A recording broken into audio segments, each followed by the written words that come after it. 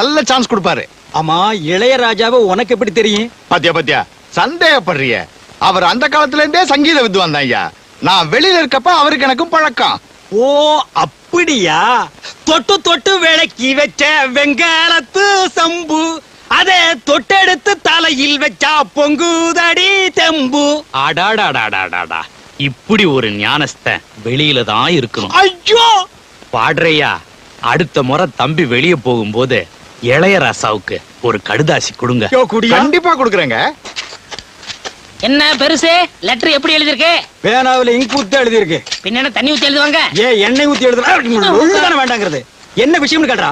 ஐயா என்ன விஷயம் ஐயா? என்ன, எப்பவும் உள்ள குடும்ப விஷயம்தான். இந்த தடவை ஒரு புது பிரச்சனை. என்ன? என் பங்காளி ஒருத்தன் சாக கிடக்குறான். ஏகப்பட்ட சொத்து, ஒரே ஒரு ஊம பேரன், பேரு சுப்பிரமணி. 7